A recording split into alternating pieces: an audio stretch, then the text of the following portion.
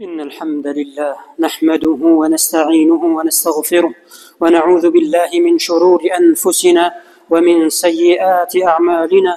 من يهده الله فلا مضل له ومن يضلل فلا هادي له، ونشهد أن لا إله إلا الله وحده لا شريك له، ونشهد أن محمدا عبده ورسوله.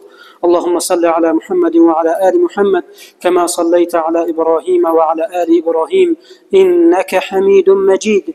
اللهم بارك على محمد وعلى آل محمد كما باركت على إبراهيم وعلى آل إبراهيم إنك حميد مجيد. أما بعد، السلام عليكم ورحمة الله تعالى وبركاته. برادران عزیز، نمازگزاران محترم، مهمانان خانه پروردگار، پیش از همه خداوند جل و علا رو حمد، سپاس، شکر و ستایش زیاد میگوییم برای همه نعمت‌های زیبا و مفید و با برکتش. و در حقیقت نعمت‌های پروردگار جل و علا با شکرگزاری و سپاسگزاری زیبا و مبارک و با برکت میشوند و با ناسپاسی و ناشکری و بی‌قدری نعمت‌ها و دردسرها و درد دلها و وزنینی‌ها تبدیل می‌یابند. همه نعمت‌های پروردگار جل و علا شکر می‌خواهد. هر یک نعمت پروردگار جل و علا را شکرش واجب است. پس باید خداوند جل و علا را شکر و حمد و سپاس و ستایش بگوییم برای همه نعمت‌های زیبایش.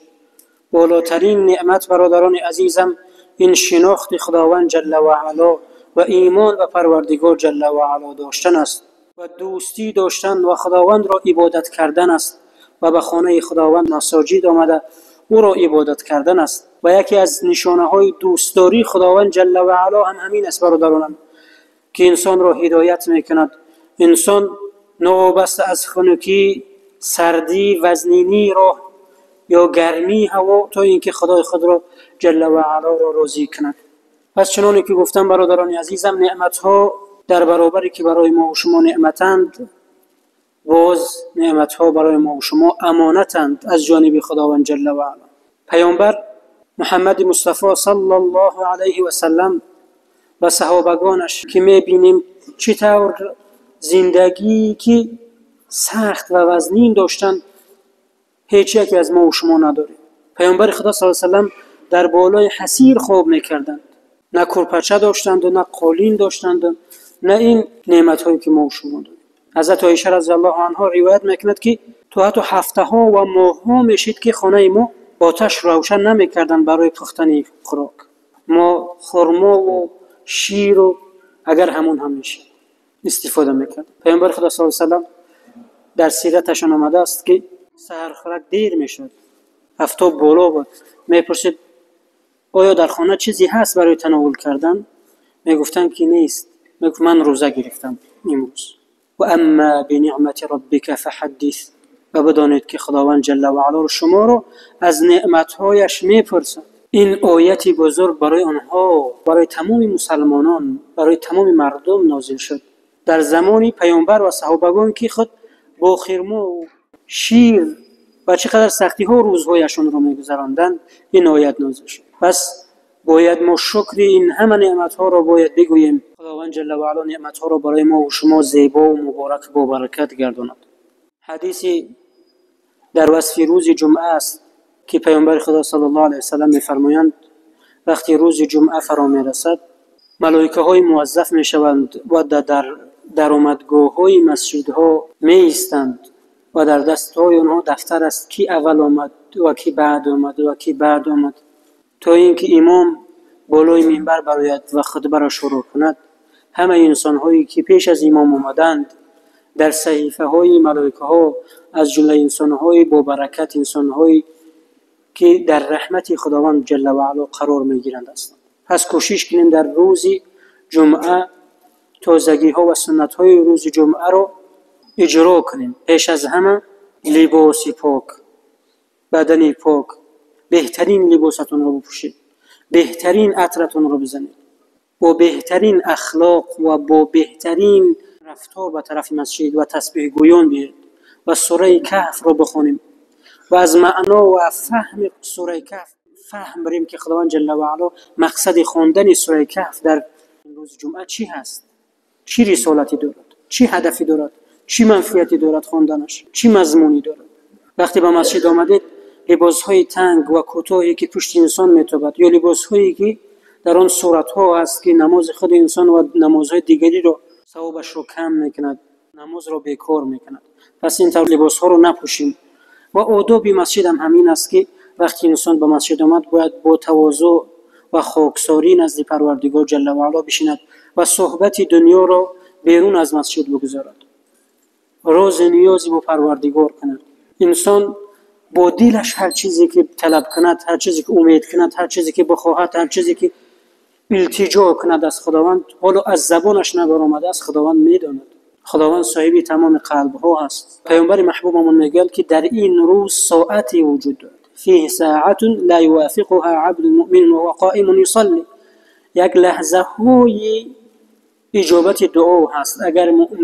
اگر مسلمان در نماز باشد یا دست به دعا باشد، هر چیزی که از خداوند جل و علا طلب کند اگر به خیر او باشد، خداوند جل و علا برای او نصیب میکند. پس به مسجد اومدیم با تلفن های دستی صحبت یا بازی های بی منفعت نکنیم و ذکر خداوند را بگیم که ذکر خداوند جل و علا دلها را روشن میکند و انسان را کامیاب و موفق میگرداند.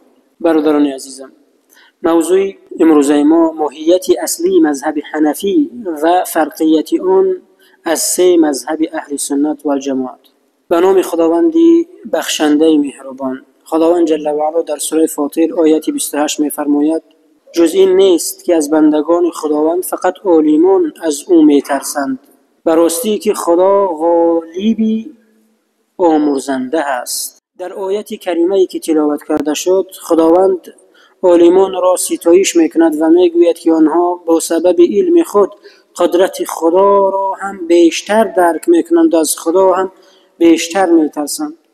اگر در یاد داشته باشیم، ما در جمعه گذشته وابسته به یکی از چنین عالمان ربانی اساسگذار مذهب حنفی، فرزندی خلق تاجیک، امام اعظم ابو حنیفه صحبت کرده بودیم و خیلی مجز در مورد اساسهای تعلیمات مذهبی او حرف زدیم. امروز نیت داریم که وابسته به این ماهیتی اصلی مذهبی اجدادیمان و آن جنبه هایی که آن را از باقی مذهب های اهل سنت و الجماعت فرق کننده می‌گرداند با چند نقطه توضیح دهیم. وقتی سخن در جنبه های فرق کننده میان مذهب حنفی و دیگر مذاهب اهل سنت می رود، باید به خاطر گیریم که در مسئله های اصولی یعنی ارکان تقریبا تفاوتی به نظر نمی رسد. تنها در مسئله شرعی اصطلاحی ایمان که امام ابو حنیفه رحمت الله علیه میگویند ایمان اقرار باللسان و تصدیق بالقلب، یعنی ایمان اقرار به زبان و تصدیق کردن بر قلب است. مذهب های دیگه اهل سنت و الجماعت در برابر اقرار با زبان و تصدیق با قلب عمل کردن رو بر رکنهای اساسی دین شرط ایمان میدانند. طبق تعلیمات امام اعظم ایمان کم و زیاد نمی شود و بنده مؤمن حتی با انجام دادن گناه های کبیره هم از ایمان خارج نمی شود، یعنی کافر نمی شود.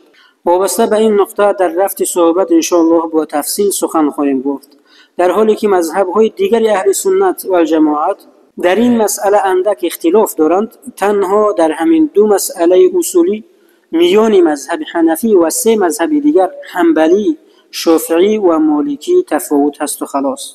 این چهار مذهبی که در عموم آنها را اهل سنت و الجماعت مینامند، هر چهار اینها حق است و همه اینها اصولهایشان و استنباطهایشان از قرآن و سنت است. پس ما نمیتوانیم به یک برادر حنبلی خود یا شافعی خود توهین کنیم یا که سخت بگیریم که تو برای چی این خیل نماز میخوانی.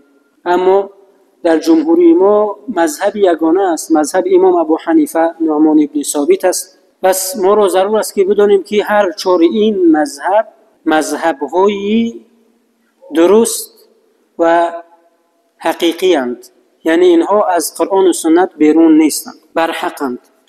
اما به نظر ما 8 سببی هست که مذهب امام اعظم را میان مسلمانان شهرت داده و باعثی به این مذهب تحمل برای پیوستن شماره زیادی مسلمانان گردیده است. ضمناً ما در صحبت گذشته هم تاکید کرده بودیم که امروز زیاده از 60% مسلمانان دنیا به مذهب امام اعظم رحمت الله علیه پیروی میکنند. اول مذهب حنفی اولین مذهب اهل سنت و جماعت می باشد که اساسگذاری آن فرزانه خلق تاجیک نعمان ابن ثابت ابن مرزبان می باشد. دوم مذهب حنفی تمام پهلوهای حیات اجتماعی مردم را فرا گرفته است و تقریبا هیچ مسئله وجود ندارد که در تعلیمات آن صرف نظر شده باشد. مذهب حنفی از سیاسی کنانی دین مبین اسلام منع نموده امام اعظم شخصا در زندگی خود در این سمت همچون نمونه برآمد کرده است. مذهب حنفی خصوصیت عقلگرایی داشته، معیارهای آن به شرایط معاصر جامعه مسلمانان مطابق می باشد. در مذهب حنفی ارکان اسلام به طور ساده و آسان توضیح و تشریح داده شده است. در مذهب حنفی برای انتخاب سرچشمه فتوا بعد از قرآن کریم خیلی سختگیرانه مناسبت شده است. یعنی سرچشمه فتواهای مذهب حنفی را تنها حدیث‌های صحیح رسول اکرم صلی الله علیه و سلم تشکیل می‌دهند.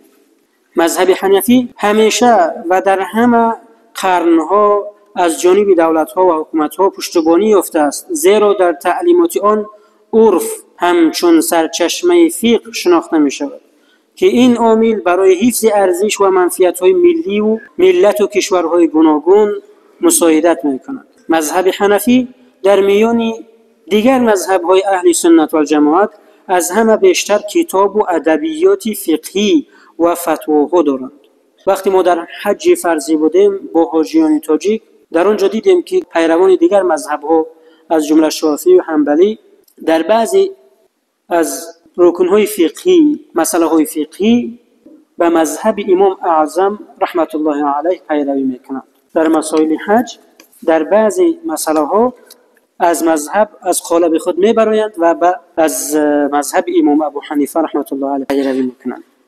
برای آنچه ماهیت اساسی مذهب اجدادی برایمان روشن شود، یک سیر تاریخی به زمان زندگی امام ابو حنیفه میکنیم. قبل از این باید بدانیم که بعد پهن شدن اسلام در خراسان و ماوراءالنهر نیز مردمان این منطقه از جمله تاجیکان توانستند فرهنگی تحمل پذیری را که در معنویات آنها ریشه عمیق تاریخی داشت حفظ کنند. دانشمندان تاجیک در مثال امام اعظم با استفاده از تجربه غنی فرهنگ سازی نیاگان خود این عنعنه را نه تنها حفظ کردند، همزمان آن را فرهنگ اسلامی جایگزین ساختند. شما میدونید برادران عزیز، قسمت زیادی از مسلمانان اویغور با زبان تاجیکی تازه نیت نماز خود را میکنند که زبان ملیشان دیگر است. از این ما درک میکنیم که استادان گذشته ما در تمام جهان خدمت‌های خود را کردند. دولت‌های همسایه و غیر از خب افغانستان که خودمان میدونیم هم زبان و هم مذهب ما است. من در یکی از این دولت‌های همسایه بودم، وقتی نیت را پرسیدم آنها گفتن که ما با زبان تاجیکی نیت نماز را میکنیم. نیت کردم بگذارم 2 رکعت نماز فرضی بامداد یا فجر. استادانشون همه تاجیکند، همه از زمین سرزمین رفته در آنجا و برای تمام مسلمانان خدمت کردند و این دینی پاک را و این رسالت را بر همه جا رساندند. امام ابو حنیفه در زمان پرآشوب و ناآرام خلافت اموی ها و عباسی ها که نزاع‌های دینی مذهبی در بسیار منطقه‌های خلافت خصوصیت سیاسی کسب کرده، پیروان فرقه ها به تحقیر و قتل همدیگر دست می‌زدند. پیامبر خدا صلی الله علیه و سلم از فتنه ها خبر داده بودند. حضرت ابو حنیفه هم در همین دور و در همین عصر قتل و کشتار و این کفرگویی مسلمانان به یکدیگر زندگی کردند. در این دوره تاریخی حادثه های همدیگر را به کفر و گناهکار و به قتل حکم کردن پیروان رویه و فرقه های اسلامی به حکم عنعنه در آمده بود. محض در همین دوره مشکل بحران سیاسی معنوی خلافت عباسی ها امام اعظم رحمت الله علیه به میدان آمده و به خاطر ناگزیری تکفیری را درک نموده با تکیه به قرآن و سنت ایمان را به خدای یک و یگانه، پیغمبر، فرشتگان، روز آخرت اساس دانسته ثابت ساختند که مسلمانان با صادر کردن گناه چی کبیره و چی صغیره کافر نمیشوند تا زمانی که از دین خارج و مرتد نگردند. به این معنی نیست که انسان مسلمان گناه را اندک ببیند. به این معنی نیست برادران عزیزم. هر سخنی که توهین به مقدسات اسلام باشد انسان را از ایمان خارج میکند و در این هیچ شکی نیست. امروز ها میبینیم در شبکه‌های اجتماعی بعضی انسان‌های بی فراست و کم سواد و بی عقل همه چیز زندگی رو مسخره گرفتند و آهسته آهسته میبینیم که دست با مسخره دین و مقدسات دین مسخره میکنند که نعوذ بالله انسان رو کافر مطلق میگرداند. برادران عزیزم، انسانی که نمیداند یک فرضیت الهی رو، حکم الهی رو نمیداند، او گناهگار است. هر کسی که دانسته اما ضدیت کردن، اما جنگیدن، توهین کردن به حکم‌های پروردگار جل و علا انسان رو از ایمان خارج میکند و در این هیچ شکی نیست. ادبگاه محبت ناز شوخی بر نمیدارد. اگر انسان شوخی هم کند او از ایمان خارج میشه. این مقدساتمون رو، این دینمون رو، این فرهنگمون رو از تمام آلودگی ها نگاه داریم.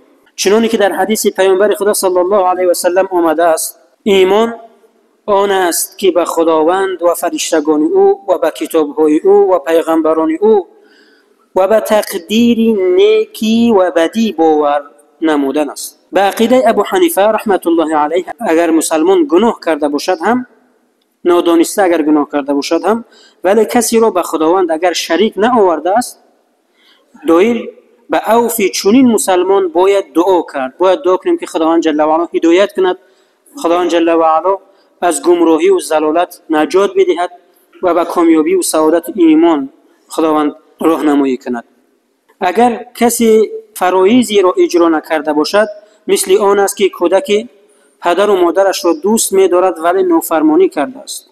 مؤمن نیز خداوند را دوست می‌دارد و بعضا حکم او را رعایت نمی‌کند که این سبب بدبختی و ناکامی مسلمان می‌گردد. برادران عزیزم، در دین نباید انسان سهل‌انگاری کند. در حکم خداوند جل و علا نباید، در حلال و حرام خداوند نباید انسان سهل‌انگاری کند. گناه ما می‌دونیم که به چند قسمت می‌شود. گناهی است که انسان نمی‌داند که همین گناه است، به همون دست می‌زند. وقتی درک کرد که گناه است، باید در حال توبه کند و بگردد و از پروردگار جل و علا طلب مغفرت کند. بعضی مؤمن‌ها، بعضی انسان‌های ناآگاه گناه می‌کنند، می‌دانند که این گناه است. دانستن گناه و عمل کردن آن برادران عزیزم جوابگری زیادتری دارد. اما آنانی که در گناه سرسختی میکنند، گناه را میدانند و آن را آشکار میکنند و آن را افشا میکنند و بین مردم فساد را آشکار میکنند، پهن میکنند، آنها گمراه شده این دنیا. برادران عزیزم، علم به کی داده می شود؟ به انسانی که از گناه و معصیت دور بیستد. حضرت امام شافعی را شما میدونید، یکی از امامان اهل سنت و الجماعت است. چنان حافظه اشون قوی بودند که با یک بار نگاه کردن یک صحیفه از قرآن نگاه کردند، آن را حفظ میکردند. خداوند جل و علا به این گذشتگان ما چقدر ملکه و تقوا و پرهیزگاری نصیب کرد. یک روز طالب علم است و از پیش بازاری میگذرد که ناخواسته یک زن قدم زیادتر یا بگیم که کلانتر میموند، قدم کلانتر میموند و سفیدی پایش یعنی بجلی پایش میتابد. بعد از آن چنون کوشش میکند که حفظ کند. یک بار میخواند، 10 بار میخواند، 15 بار میخواند، دیگر حفظ نمیشه. نزد استادش وکیع میرود. شکوت الی وکیع سوء حفظی، شکایت کردم به استادم وکیع که حفظم ضعیف شده است، خللی در حفظ من آمده است، در علم من آمده است. فارشدنی الی ترک المعاصی، پس مرا خبر کرد که از معصیت دور بیست، از معصیت و نافرمانی پروردگار جل و علا دور بیست. و اخبرنی، و مرا خبر داد و گفت که ان العلم نور، علم نوری از جانب خداوند جل و علا هست و نور الله لا یأتی لعاصی و نور خداوند جل و علا به انسان گناهگار، به انسانی که فساد میکند، به انسانی که به فساد نگاه میکند، به انسانی که راضی است در فساد، نور خداوند جل و علا به او داده نمیشود، برای اینکه این رحمتی از جانب پروردگار است. بزرگان ما اندکترین گناه ها رو برای خود مانند کوه ها میدیدند که بالای سرش میستد. پیامبر خدا صلی الله علیه و سلم میگه که انسان مؤمن صالح اندکترین خطا رو بالای خود یک کوهی میبیند که همین لحظه یا لحظه دیگر بالای او میافتد و او رو ناکام میکند و او رو بدبخت میکند. اما انسان فاسق تمام معصیت و گناه را میکند و پروایی ندارد. ولی پیر شدم بعد نماز میخوانم، میگه ولی پیر شدم بعد توبه میکنم، ولی پیر شدم بعد از نوزکشی و سیگار کشی و از نوشیدن الکحول و دیگر بدیها دست میکشم، ولی اگر پیر شدم بعد از حقارت دست میکشم. برادران عزیزم، شما این روزها در همین شهر دوشنبه چند قدر آرامگاه‌های زیاد است. اگر بخواهید که ایمانتون یک قوه در ایمان شما پیدا شود، یک بار بروید زیارت کنید قبرها رو. سنگ ها مانده است، 3 ساله است، کودکی 3 ساله از این دنیا رفته است، جوانی 18 ساله و 16 ساله از این دنیا رفته است، مردی 30 ساله و 40 ساله این دنیا را ترک کرده است. مرگ به عمر و سن سال کار ندارد برادران عزیزم. نیستید که کی 80 ساله شدم، 70 ساله شدم و پنسه رسیدم بعد توبه میکنم. نه، عمر انسان یا مرگ تو رو انتظار نمیشود که تو کی توبه میکنی بعد بیاید قبض روحت کنه.